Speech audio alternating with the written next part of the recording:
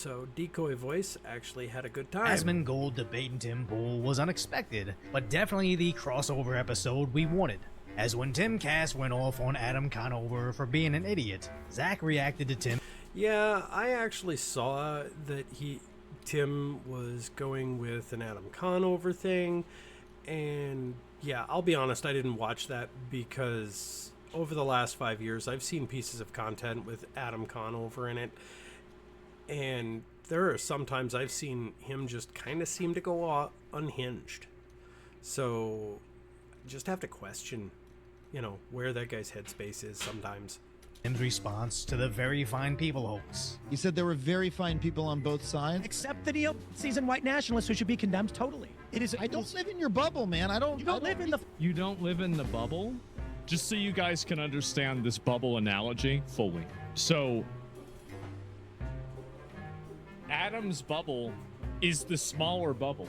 This is literally the worst metaphor to possibly use. I think that Tim Pool is being way too aggro about this, and because of that, he's... Dude, Tim's always way too aggro on things. It's making Adam super defensive. I like Tim. I think Tim's fine. I've watched an Adam video I've agreed with too, for that matter. To which Tim then... Well, Adam had an entire TV series that occasionally got itself debunked a few times, but he had some good points in some spots. Responded to. In the segment, Asmon was saying that I was going too aggro and it was less effective because of how aggro I was going. And I just wanted to mention this. I recommend you guys watch it. You decide for yourself. But the one thing I will say in that regard is I don't do sit-downs with people like Adam Conover and a couple more coming up, which are going to be big, so that I can try and win hearts and minds over. I do it because I want to have a conversation with the person. And so if after an hour and a half I'm aggravated, that's what comes out on the show. If it makes me bad at my job, then I apologize. But that's what I do. So I do recommend you guys watch that because it was something else. At least he's trying to be authentic as far as I'm concerned, but, other people know better than I do. And Asmongold reacted to his reaction, even bringing in his beanie. I understand that you want to have a conversation, but even inside of the context of having a conversation, I have never found that a person raising their voice in a conversation makes a conversation more effective. And I even agree with his exasperation. I was just simply making an optics observation. And so I kind of feel like an asshole talking about this and being like, oh, well, Tim is wrong and all this, because I basically agree with him. But this is just it's a minor viewpoint difference. It makes you look irrational. It does. He does care about optics. How do we know that he cares about optics? You can see it in the frame. Yep. That's a bit of a call out there, because we all know what's under that beanie. It's the beanie. Now, I do identify the absurdity of me reacting to a reaction of a reaction. And me having a reaction to this. Yeah, it's reacception.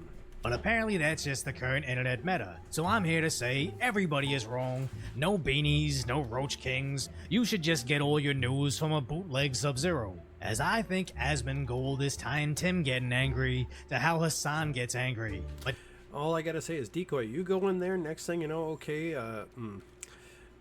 VTuber avatar when, bro? Timcast is political commentary, while Hassan is just performative outrage with merch.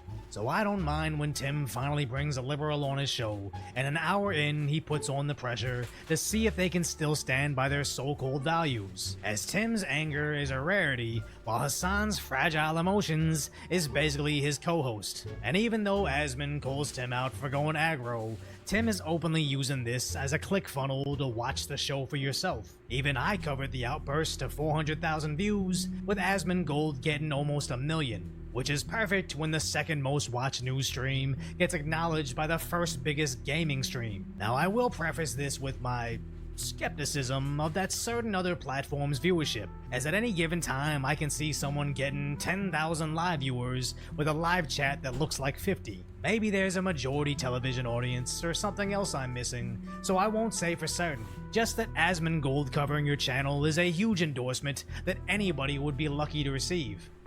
And that recently happened with somebody, which was kind of cool.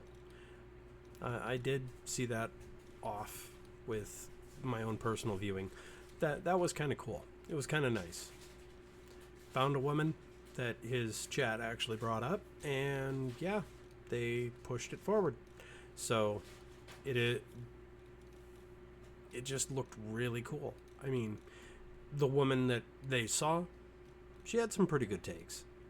But I hope she actually succeeds and moves forward with making more content. That'd be great. As he was the 9th most searched term on YouTube this year, even over Kendrick Lamar and the NBA. And right on cue, jealousy couldn't help but chime in, Oh god, this guy. with Asmon essentially calling Asmongold a right-wing grifter. I think it's hilarious to witness the paradigm of riding Asmongold's popularity. Tim sees it as an entry point for gamers Rewind time on me about 10 years, and yeah, I was one of those orbiters. Moved on. and roach enthusiasts to get more into long-form political content, while Hassan shrieks at the idea of an informed audience being more difficult to indoctrinate, as Hassan's projection is getting to astronomical levels. I genuinely cannot comprehend how or why other streamers continue to collab with this man on camera. The he says is so disgusting. One, people are worried about getting blasted by his legion of mass harassers. Okay, that's a big part of the problem. I'm someone that has personally seen Asmongold agree with and disagree with on his live stream, but never have I been afraid that his 60,000 live viewers were going to lash out on me. Inversely, there's several examples of Hassan's audience being terrible to whoever he labels as the opposition. But again, I don't think this is Hassan being angry at Asmon. This is Hassan desperately grasping at internet relevance. As even when H3H3 makes fun of his feet, Hassan... Yeah, that's just kind of odd. Okay, that's odd. You're gonna... Okay, you don't agree with his points. So all of a sudden you're gonna attack them with regards to things that they cannot change without a ton of money. Is that the play here? responds to the meme, but within seconds, he's bringing it back to Asmongold. Like, Asmongold's a great example of this. He will cut thousands of videos going forward, as he has already. When I say, hey man, we can have a discussion if you want, as I've suggested numerous times, his fan base literally shuts off that counter. They just don't. They're like, nah. A debate that Zach is completely disinterested in. Like, why would I talk to Hassan so he can lie and make up a bunch of bullshit?